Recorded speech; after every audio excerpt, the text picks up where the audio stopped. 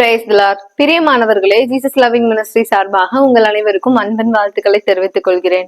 இந்த நாளிலுமாய் பதிலை தேடி மூலமாய் உங்களை சந்திப்பதில் மிகவும் மகிழ்ச்சி கொள்கிறேன். ஆதியாகமம் 8ஆம் அதிகாரம் முடிவு மற்றும் 9ஆம் அதிகாரம் துவக்கம் 10 கேள்விகள். முதலாம் கேள்வி, புறா எந்த மரத்தின் இலையை கொத்தி கொண்டு வந்தது? முதலாம் கேள்வி, புறா எந்த மரத்தின் இலையை கொத்தி கொண்டு வந்தது? இரண்டாம் கேள்வி, நோவாவிடம் திரும்பி வராத பறவை எது? இரண்டாம் கேள்வி, நோவாவிடம் திரும்பி வராத பறவை எது? மூன்றாம் கேள்வி, நோவாவுக்கு எத்தனை வயதாகும் போது ஜலம் வற்றி போனது? மூன்றாம் கேள்வி, நோவாக்கு எத்தனை வயதான போது ஜலம் வற்றி போனது? நான்காம் கேள்வி, நோவா கர்த்தருக்கு எதை காட்டினான்? நான்காம் கேள்வி, நோவா கர்த்தருக்கு எதை காட்டினான்? ஐந்தாம் கேள்வி, நோவா கர்த்தருக்கு எதை செலுத்தினான்? ஐந்தாம் கேள்வி, நோவா கர்த்தருக்கு எதை செலுத்தினான்? ஆறாம் கேள்வி, கர்த்தர் யார் நிமித்தம் பூமியை சபிப்பதில்லை என்று கூறினார்?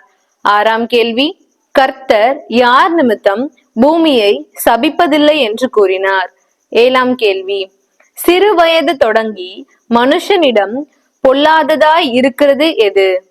ஏழாம் கேள்வி, சிறு வயது தொடங்கி மனுஷனிடம் பொல்லாததாய் இருக்கிறது எது? எட்டாம் கேள்வி, தேவன் நோவாவிடம் எவைகளை ஆகாரமாய் கொடுத்தார்? எட்டாம் கேள்வி, தேவன் நோவாவிடம் எவைகளை ஆகாரமாய் கொடுத்தார்?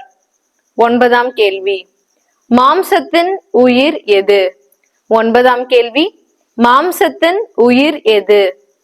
பத்தாம் கேள்வி, சகல ஜீவ ஜந்துக்களிடத்திலும் மனுஷரிடத்திலும் பழி வாங்குகிறவர் யார்? பத்தாம் கேள்வி, சகல ஜீவ ஜந்துக்களிடத்திலும் மனுஷரிடத்திலும் பழி வாங்குகிறவர் யார்?